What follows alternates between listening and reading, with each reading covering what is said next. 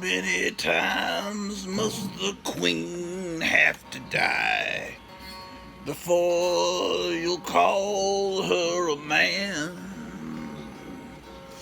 Down the toilet with your future.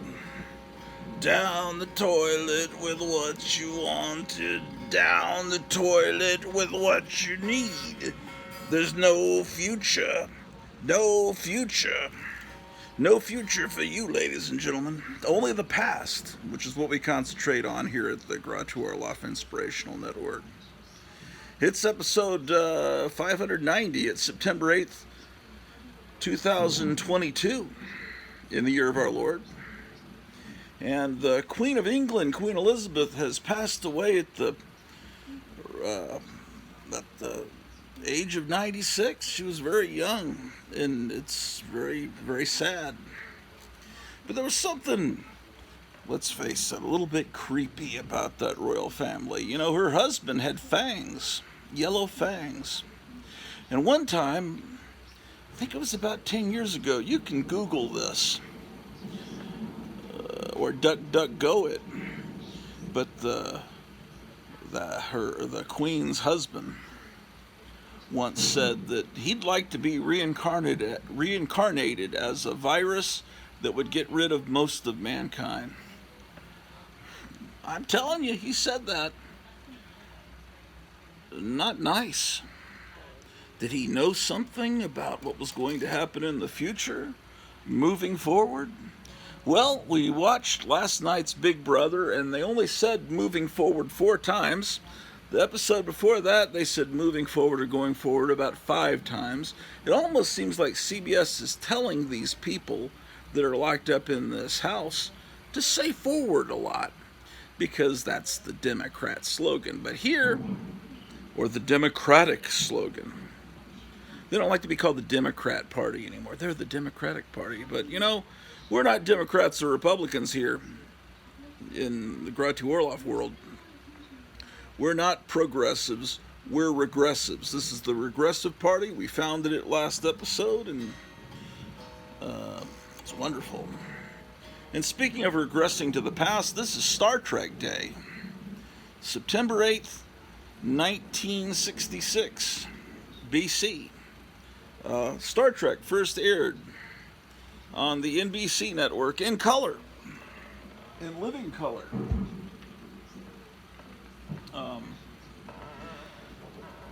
Now, to me, there's one Star Trek, and it was on for 3 years. Third season, most people agree it was a little bit weaker than the other 2 seasons, but it was, let me adjust my tripod, one of the greatest series of all time, let's face it. And you can argue that some of these other Star Trek series are just as good, but you are wrong. It was wonderful. But, you know, I was born in 1965, so I don't remember it when it aired. In 1969, the year it was canceled, well, my family moved to Germany. My dad was in the army. We moved all over the place every few years. We lived in Landstuhl, and then we moved to Heidelberg. And I remember, you know, here I am, 6 years old, and my oldest brother was 18. And he was just about, or 17 probably, maybe, about to graduate from high school. And, you know, when we moved to Germany, we had our big Zenith 1969 color TV console, and the thought was, well, you've got your nice TV, but there's no television here. All you get is German stations. There's an armed forces station that's English, but that's way out in Ramstein Air Force Base or something. You'll never pick that up. My dad just put an antenna up, and we picked it up fine. No one had tried, because the foolish sheep had never tried, and we got it fine. And then other people started realizing, oh, we better buy an aerial. But anyway, because we had television, some people would come over, you know, like my oldest brother, a friend of his from high school would come over, and on Saturday night they showed Star Trek. Because on the Armed Forces channel, they pick and choose what series they want to take from CBS, ABC, NBC, and the fledgling PBS. So there it was, 69, 70. Star Trek was off the air, but they were running it every Saturday night, probably about 6 or 7. I know it was dark outside. So I would watch my oldest brother, who I admired, he's since passed away, with his friend, and they were watching Star Trek, and I didn't know much about Star Trek. I remember the cool theme song, and just that it's cool that these guys are watching this show. It seemed neat and adult, it's like something cool. And, my oldest brother had Justice League comics in his bedroom and with the floating heads on the side, and I didn't know what that was really too much anyway. But, the Armed Forces channel, what did it show for? I remember it showed cool movies, westerns, and movies with just war movies with Vikings chopping each other's heads off in black and white. Remember those? But as far as kids, they ran Sesame Street, and that was a brand new series just starting in 1969. So I was one of the first, I was there when Sesame Street started. I remember that, and I remember they ran the Flintstones. They ran Roger Ramjet, Tom Terrific. What else? Oh, they ran 2 of the Marvel superheroes cartoons. They ran the Incredible Hulk and Captain America. And then in the prime time, I know they had All in the Family. They had Partridge Family. It was all stuff from different networks. And some of it wasn't even on the air anymore, but some of it was more current. I remember Julia, probably Room 222. But they ran Star Trek even though it was off the air. And so that was my first exposure to it. And then we moved from Germany to Hampton, Virginia in 1972 to 73. Then 73 we moved back to my hometown of San Antonio. And right about that time is when there's a Star Trek cartoon on television. Okay, now I can maybe figure out what this Star Trek thing is that my older brother was watching several years before. And right at the same time, the local, one of the local channels, I think it was KENS, Ken's TV, started running commercials that Star Trek was coming back to San Antonio. And they showed the Starship Enterprise coming at you, but it was upside down. It was like whoever made this commercial bought a model kit and thought, well, we'll stage it, but they probably thought they'd never watched Star Trek. Star Trek wasn't a huge hit in the 60s. There were people who probably never watched an episode, and obviously whoever did this commercial hadn't, and they must have figured that the big engines were like landing like skis or something. And so there's the Enterprise coming at you upside down, which I guess in outer space there is no upside down, but anyway. So enough people complained to the local San Antonio station that they filmed a new commercial, and they said something like, the Enterprise writes its... so the Enterprise coming at you upside down, then it turns around and it's coming at... Which is kind of something they should have done in the TV show or the movies, because technically in outer space that doesn't really matter. And it would have been kind of a cool effect. But regardless... So now, Star Trek shows, when I get home from school, I'm seeing the original Star Trek episodes. The first one I ever saw was The Devil in the Dark, about the Horta that was a great episode. The food I ate last night looked exactly like the Horta. I was telling my wife, this looks just like the Horta, and she knew what I meant because I've shown her that episode. It wasn't meant as an insult to the food. It's just the Horta looked like a big pizza creature. So I fell in love with Star Trek, the live-action version, and then there was the Saturday morning cartoon, which I loved too, and then Star Trek became huge, like it had never been when it was originally aired. on television in the 60s. Now all of a sudden it was a big hit. And meanwhile, William Shatner was, like, I think for a while, living in his car. I mean, they weren't getting residuals from the reruns. It's like, but they canceled that show too early, and now it was starting to become huge. Because the next group of kids had come along. These kids in the 70s that were 9, 10 years old, they were discovering Star Trek. And all of a sudden, they were selling, there had always been a Starship Enterprise model kit. They had that out in the 60s. But then they started making new model kits of the Klingon battle cruiser. And then I remember hearing the Romulan bird of prey spaceship was being made. And it was a big deal at the local hobby store. They had signs up, the Romulan bird of prey is coming September 12th or whatever. And then they had a model kit of all the, the tricorder and the phaser and the communicator and all that. And so, and then Mego started putting out Star Trek dolls, which are now called action figures, but I assure you in the 70s they were still called dolls. And it was on. And another big franchise from the 60s was released on television at the same time.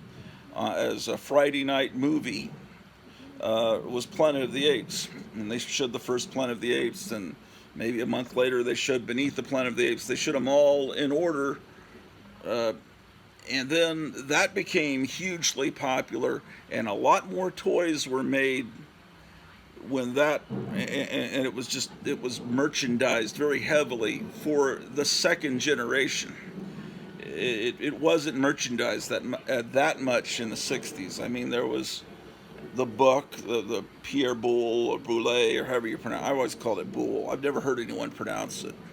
Pierre Boulle, French writer's book, and that came out, and there were some bubblegum cards.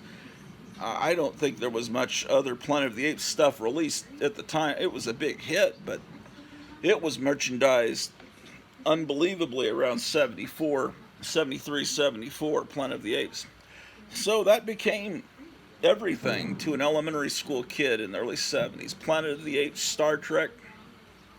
Did I mention the Queen died? Oh yeah, I did mention that. Yeah, see, I've got the television on. It's so exciting. That's the wrong word. I actually was in the presence of the Queen once. In Dallas, where I lived before I moved here, there's Fair Park.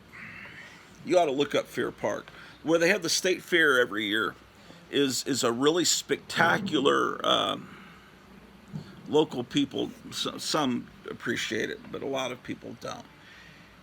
There's, for the 1936 centennial 100th birthday celebration of Texas becoming its own country before it became a state in the United States. When it broke free from Mexico in 1836, the Alamo and San Jacinto, you've seen those movies. They had a big celebration in Dallas and in Fort Worth. Dallas was the big, giant centennial celebration. They built all these unbelievably beautiful Art Deco buildings with statues. It's gorgeous. And they've kept it up pretty well. It's the largest collection of Art Deco buildings still existing, I think, in the world. So, and they have the state fair there amongst all these buildings each year. But around this fairgrounds it is an extremely poverty, horrible, crime-ridden, filth-infested nest of iniquity. And then right across from the main gates of the state fair is this old building called, they call it, I think the building is called, I forget, Exposition Park, who knows. But that building was there in 1936 and probably long before. And it, in the 80s, got a bunch of punk rock businesses in it. punk rock record store. There was a store there called Metamorphosis where one of the places I used to distribute the magazine I made, The Sophisticate. There was a bar called Bar of Soap, and the bands would play there. And then in the back of it was like a little CBGB's punk rock venue. In the back, it was a laundromat where you could have you could wash your clothes while you're watching a band or drinking a beer, and they had some pinball machines back there with the laundry machines. There was that. There was a really cool antique store called Millennium, and I would go there quite often. And one time I was invited to a party over in Dallas, and a Christmas party. On my way over there, I stopped and bought an antique 50s radio and some other stuff, and I'm walking out to my car around the back.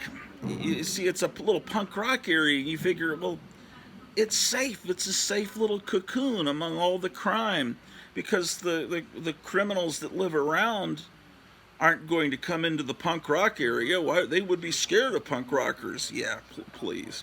So this guy saw me there with my thick glasses and carrying my hands full, and came up from behind and I've never been hit that hard. I mean, it was like a Mike Tyson punch, and it broke my glasses, and I was he wound up stealing my wallet with like $30, and anyway, I wound up in the emergency room because I couldn't even see to fight back. I just had to get to the street where I couldn't, get to the street where he couldn't kill me because I'd be seen by the light and everything. Anyway, I should have never gone there at night, but after that, I never really wanted to go to Dallas. But that was probably about 2001, about 10 years before. I mean, I've been going there all the time.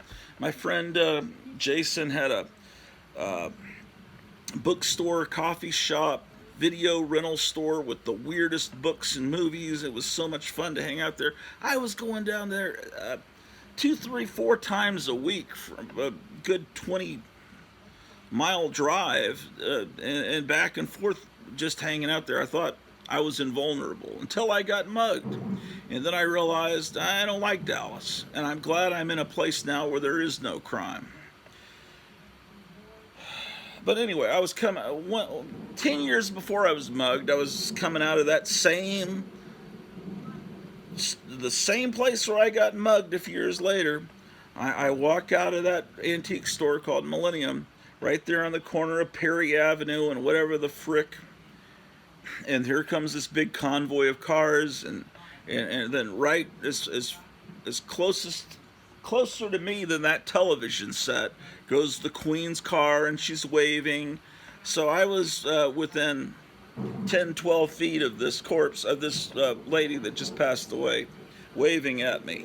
So that was my brush with aristocracy. One time there was a whole entire classroom of children that disappeared when the Queen was in Canada, and no one knows what happened to them. They look in her belly. They say she's a cannibal. They say that they're all horrible, evil people. And now I guess Prince Charles is going to become the king, and he's a horrible individual that's all in bed with the World Economic Forum. But anyway, they're all, you can't talk ill of the dead. She was a wonderful swine, and now I thought she'd live forever, like Stan Lee and William Shatner. He looks as healthy as he did. Anyway, so she was 196, and God save the Queen. She ain't no human being, and there's no future. There's only the past where these comic books were published. Anyway, so I talked about Star Trek. Oh, let me show you some Star Trek memorabilia. I don't know where it is, but I will find it. By God, we'll find it, motherfuckers. Let's take a look. There's got to be some Star Trek shit around here somewhere. Oh! Yes. Charles now King. Oh, that's just wonderful. That guy's a real piece of shit. King Charles. It's King Chuck. Charles. Charles in charge, right? Okay, let's take a look. Are there Star Trek books here? There's a Brady Bunch book, $6 Million Man, Battlestar Galactica. Oh, yes. Let's take a look. Ladies and gentlemen. Shit. Here is the official Star Trek cooking manual, ladies and gentlemen. Compiled by Marianne Picard from the logbook of Nurse Christine Chappell. Picard? This has got to be... When was this printed? 1978, so this is before the Picard in the Star Trek The Next Generation series, but I think Picard, wasn't it spelled with one C? This has got two C's, but I bet that's where they got the idea of calling that idiot Picard. Professor X pretended to be a Starfleet captain for a while. Yes, that's, so there's a cookbook. I didn't even know I owned this. The one that I had when I was a kid, there weren't all these stupid cookbooks. There were James Blish books, and there were a bunch of different volumes of these James Blish books, and they had different episodes, and like a whole hour episode was like in about 10 pages or less in those books. This is my childhood copy of The Making of Star Trek. So, and it has every episode listed. I had every episode title memorized when I was in 3rd, 4th grade, whatever. I was really into it. That's The Making of Star Trek. And the other one that I had that was all over the place in the 70s was called, I think, there was The Making of Star Trek. I think the other one was The World of Star Trek. And then there was The Trouble with Tribbles, where David Gerrold wrote about writing the script to one of the more, or probably the most popular episode to a lot of people. Those were the 3 books. And then there was a book that came out that wasn't a TV, it was a new one called called Spock Must Die. Here's Letters to Star Trek. Yeah, I got a lot of this shit, man. Yeah, here's the James Blish. There were several volumes of this. One had this beautiful James Bama illustration, much larger. And then they made Star Trek bigger and made the picture smaller, which was a bad decision. But I've got the other one too. And anyway, this is the first of the series with the stories. James Blish. And then when the the animated series started on Saturday mornings, they had the books called Log One. Alan Dean Foster wrote those. And then a little bit later into the 70s, they had Star Trek The New Voyages. And this is long before Star Trek The Next Generation or any of that. I wanted more of the real Star Trek, so when The Next Generation started, I gave it a chance. I watched it for a couple of years. You like that Batman angle. I watched it for a couple of years, and I didn't like the cast as much as the original Star Trek. I'm going to probably piss off a lot of people. It's just, yeah, I don't know. Oh, look at this. Sergeant Rock's Combat Tales. Did you know this even existed? It's reprints of the comics, but it's done for like the scholastic crowd, you know, like you order books from your elementary school teacher.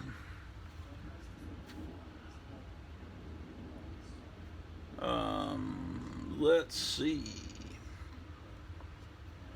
Yeah, later, they later started to do these apocryphal books where they're new stories.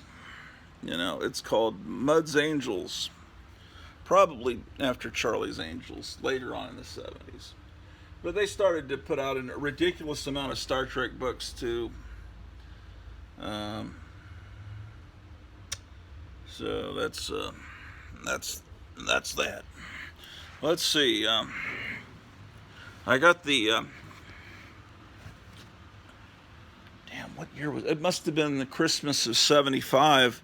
I got this. I don't really feel like getting it down and putting it up, although I really should. But you know what they look like. It's Christmas of '75. I got this Star Trek USS Enterprise action playset. I think the Scotty figure's still inside there. Spock and Kirk are probably in the other room. Where are Spock and... Let's go find Spock and Kirk, because I don't know where I put them. I think they're in the bat room. Not the bathroom, but the bat room. Well, September 8, 1966. So it's the 56th anniversary of Star Trek. See, this is the bat room.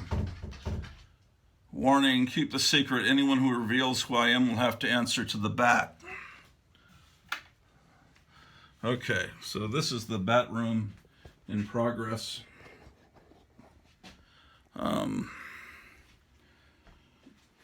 Let's see, we got the Mego figures here. Where is Kirk?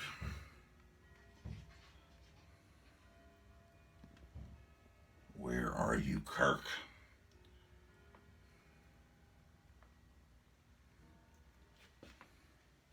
He's got to be in here, Kirk. I'm looking for Kirk. He's here. I'm not going to say he was lost in the move. I know Kirk is here. I don't know if he's in this room, though, is the thing. This Batman the Animated Series was probably the best animated series ever made, right up there with Johnny Quest, and they keep trying to destroy its legacy. They put out a fucking Harley Quinn TV show on HBO. I hear people talking about how they love it. And it's just like nothing but the F word and extreme violence and dirty jokes. And it's the same design, Bruce Timm designs from the original series. It's, to me, highly inappropriate. I don't like it, and, I can be very puritanical sometimes when it comes to stuff like Batman the Animated Series. And now they're doing a new version of it that HBO just rejected, and it's going to some other network. And I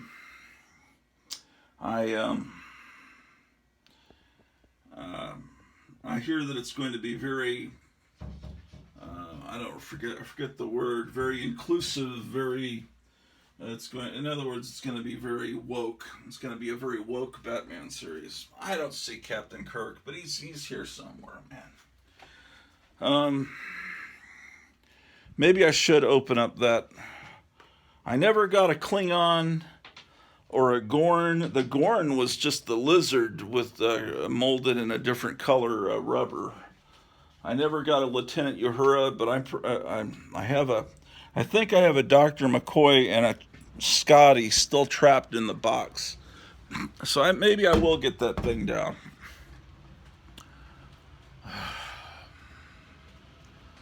So let's see if there's any Star Trek books here.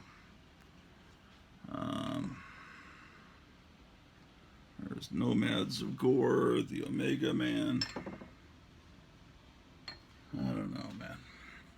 I'm so torn up about the Queen passing away and all this climate change in the Ukraine. I just can't take it anymore. Oh, the world's gone crazy.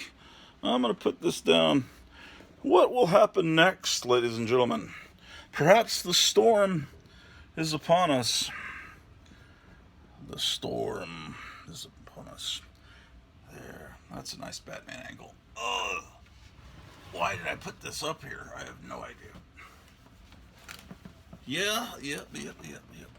It's a Star Trek USS Enterprise playset, ladies and gentlemen.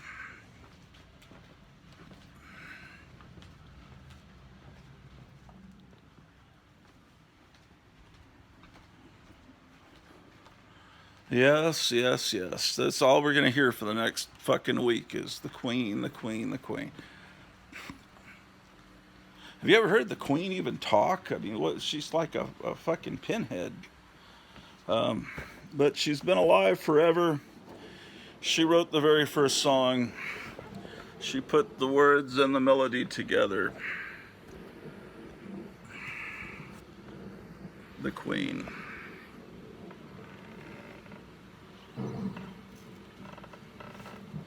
They can't see what you mean to me. What you mean to me, my little queen bee. Queen Elizabeth, ladies and gentlemen. An existential threat to our democracy. Yes, indeed. We're going to have an unboxing, ladies and gentlemen. An unboxing after how many fucking years has it been since Christmas of 75? Look at that, ladies and gentlemen. The illustrators of Mego.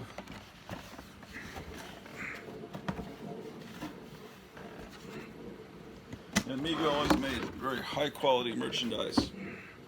Okay, so you have this vinyl carrying case. Look at that. Starship Enterprise.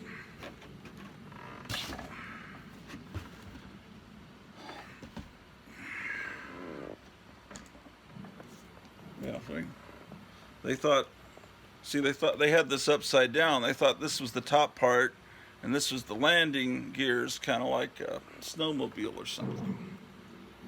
Yes, indeed. So what you have to do is unlock the magic.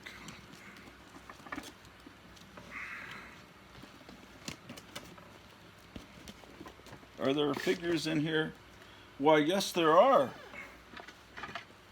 How about that? There's Engineer Montgomery Scott.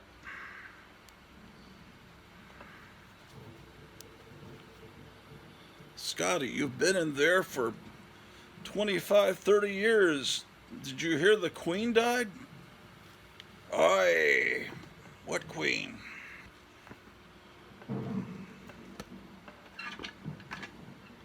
And here's Dr. McCoy. It looks like he's doing a little jig, man.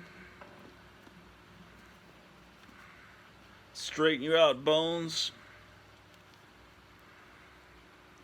Just lifting an eyebrow. So that's something Spock said. All right. They have incredibly accurate representations of the Star Trek equipment. Now, I don't know about you. Some families, the gifts are all wrapped in boxes. I mean, the original boxes, then they wrap them, and then the kids unwrap them on Christmas morning, and they have to put everything together. The way it was presented to me is my parents or older brothers or whoever was around would take everything out of the box and build it, and it was already set up, ready for me to play on Christmas morning. So those stickers were put on, I guess, by probably my brother Mike. Oh, look, it's a belt with the phaser and the communicator. Which, oh, that's Dr. McCoy's. Got to put that back on.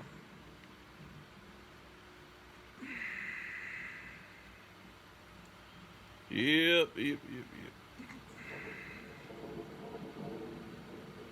Yes, the storm is upon us, ladies and gentlemen. Okay, so, oh, and here's a phaser. This phaser is Scotty's phaser. All right. Now he's equipped.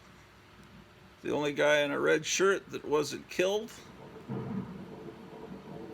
They killed a guy in a red shirt just about every episode. Sometimes several of them. Okay. So, let's adjust this tripod that was a gift from Captain Strangeliffe. It's actually serving me pretty well. It's very appreciated. Um, it's just, if I knew how to work it, it would be better. It gives me great Batman angles sometimes. The camera's not as shaky. Less likely that you'll vomit if you're watching us on a... listen to me call myself us. It's, okay, so this is the captain's chair. See? And then this... Shit, fuckers. This is supposed to go here, right? It's an incredible simulation. Do you remember these bright colors in Star Trek? God damn it. Here are the stools that, like, Spock and Uhura can sit on. These stools. And then up here, you have this incredible artwork. Look at that. Very well drawn. I'm sure they got a 7th grader somewhere to draw these. That's from an actual episode. So what the fuck is that spaceship in the hands? Okay, this is probably my favorite of the illustrations, even though it's really bad. It looks like one of those Dungeons and Dragons illustrations from like the Monster Manual. We'll put it up here. So that's the main viewer, right? So technically, his chair should be set up like this, looking at the main. Pretty cool, huh? It's just Star Trek, USS Enterprise, and there's the symbol that Donald Trump uses for the Space Force. I think we're going to hear more about that Space Force soon. I think they were really set up for cyber surveillance, and that the bad guys, the ones that cloak themselves in Hitlerian red lights, when they finally get brought to justice, might be the Space Force that winds up with all of those emails that Hillary Clinton thought she got rid of. See, it shows you all the contents. Oh, I needed to show you how you can make someone disappear. I'm sorry, oh, I have to open it again. This is the magic of the Mego artist at work. I haven't even shown you any comic books yet. I'm going to get people upset at me. Somewhere there's someone very upset. You haven't even shown any blooming comic books yet. What is all of this talk about the Queen and Star Trek? This is supposed to be a comic book channel. No, it's really not supposed to be a comic book channel. This is just supposed to be me, man. This is just me, man. I don't give a shit. Oh, you can't even see. What's wrong with you? Okay, you fuckers. All right. Now, you see, I'm putting this... Okay, Scotty is now ready to be transported. Oh, he's still there. Shit. Oh, I'm supposed to hit the other button. Wow, see? He's disappeared. He's now down on the planet's surface. Let's beam him back up. Pretty fucking cool, huh?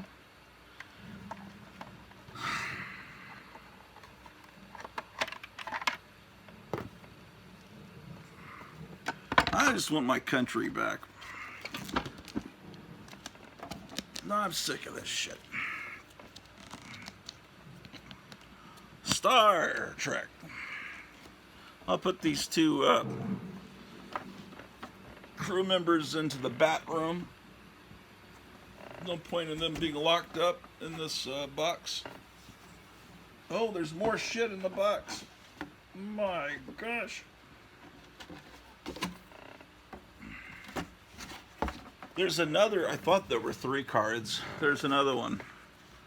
Look, it's shit. It's a space battle with some form of Starfleet. It's so shitty. Oh my gosh. And here you can be talking to Spock, and the hell is that? Possibly McCoy in the background? I have no idea. And they're on this alien planet. And I've got the original directions. That explain everything.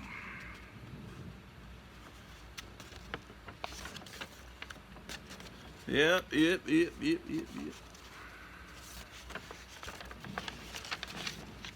I probably should show you some Star Trek comics, but I already showed them all to you. Actually, I found one yesterday, my first Star Trek comic, but I showed that last night on Graphic Man's show.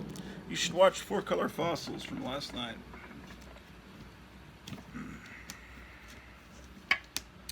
Yes, Star Trek Memories. I think that was the name of a book that William Shatner supposedly wrote.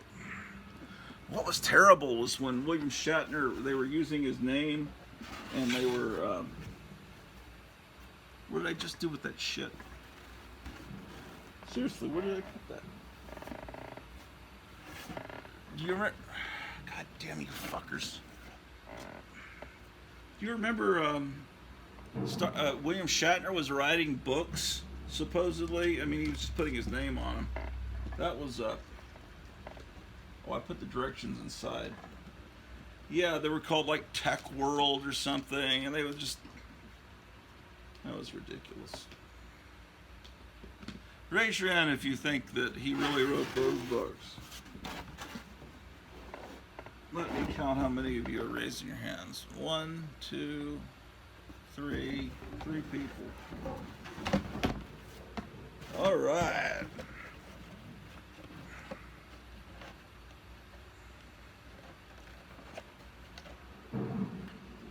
Well, I hear today they're showing that newest Thor movie on the Disney Channel, and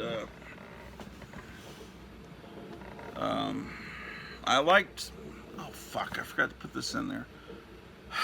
I liked Ragnarok, but this new one has got a lot of problems, and apparently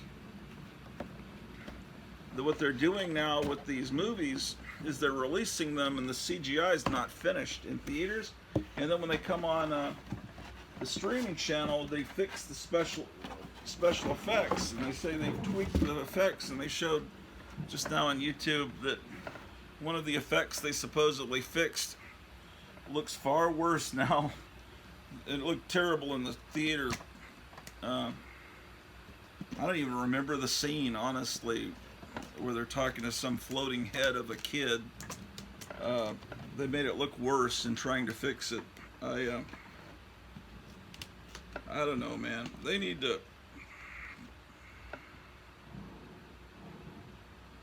grow up, man. Make some good movies. Those Marvel movies were great at one time, and then they just started to suck right about the time this third Avengers movie, when Captain Marvel came out. Looks, I didn't notice there's a door on the back where they, if you once they disappear, you can pull them out of the back and have them go about their adventure on the planet surface. I didn't even notice that. This is the same Christmas that I got Steve Austin, the $6 Million Man. I got a, it's before VCRs, I got a Give a Show, like a little cartridge where you could watch Snoopy, and I got a Toss Across, and I got some kind of net where you throw a ball at it and it bounced back at you. Actually, I remember that now, how pissed I was when we moved from San Antonio. I lived in San Antonio, 3rd and 4th grade. That's where I discovered Star Trek. Then we moved to Tacoma, Washington. And that was fall of '75. And that was when Return to the Planet of the Apes, the Planet of the Apes cartoon started, and Ghostbusters, I think, started, and it's right about the time Saturday Night Live was starting on NBC. Wonder Woman started that fall. What was it? Space 1999 was the everything everyone was waiting for. Everyone thought that was going to be the new Star Trek. But anyway, in Tacoma, Washington, which is right outside Seattle, we got Twilight Zone and The Outer Limits on Saturday nights, and that was exciting. It was the first time I'd seen those shows, but this is 5th grade. But they didn't have Star Trek. And then I saw a commercial that Star Trek was coming, but they put it on at 10:30 at night on Saturday nights, and I had a bedtime where I couldn't stay up that late, even on a Saturday night, which that's just how my parents were. And so I was so pissed. I remember being so angry. I was throwing a ball so hard at that net, just like they were the station executives' heads. Why are they not letting me see Star Trek? But really, if I really knew, I shouldn't have been upset about that. That was when Saturday Night Live was starting at that time. I should have been upset that I wasn't able to stay up and see the first season because Saturday Night Live was good, actually, for about, 4 years, until the original cast was all gone. There's actually idiots today that watch that show and talk about it on Monday morning. It's unfathomably bad. Okay, this guy's upset. See, he's upset. Drew, are you upset about the Queen passing away? What do you think about that? You sad? Huh? Okay, I gotta figure out how to work this. Okay, well, further live coverage is expected. Oh, I hope so. Okay. And then let's look at some World's Finest comics. Last time I got disgusted because I was about to look at World's Finest, and I thought, well, if I'm looking at World's Finest, where are all the Wonder Woman comics? That would go in the alphabet before World's Finest, and I was mystified by that. And they haven't magically popped up here, so they're in one of the boxes. I'm going through boxes like A Fiend upstairs, mostly 1971 and up, and I should be showing that here on this broadcast. I possibly will next episode, but this is such an important broadcast, what with it being the Queen's death day and Star Trek's birthday. Having said that, let's move forward, because it is what it is, man. I don't want to get triggered wondering where all those Wonder Woman comics are, man. And I mean this sincerely. It's not hyperbole. The fuck am I? Just a moment, ladies and gentlemen. I was wanting coverage of the Queen's death. I don't know if she's gonna. She might pop back up, man.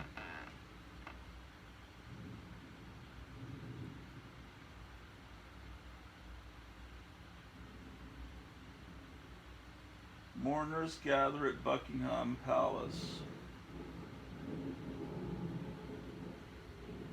That's shocking, man.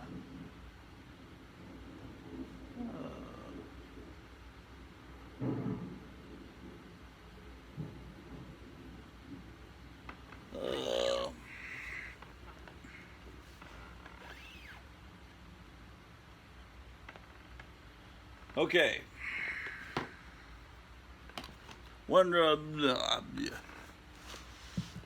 Weird War, where creatures roam, where monsters dwell.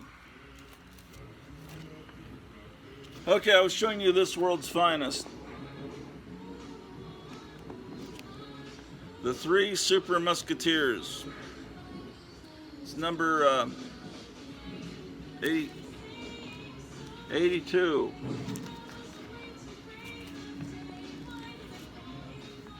Here's 154.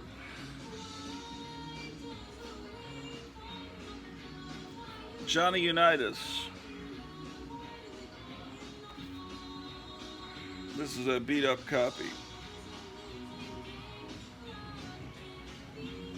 Oh, there's an ad for Ultra the Multi-Alien. Someday Ultra the Multi-Alien will get his deserved love. Just like someday people will appreciate Paul Revere and the Raiders. Now, all is not lost for today. You know, there are young people that actually appreciate the 50s and 60s. You find some of them on YouTube. This girl is on YouTube.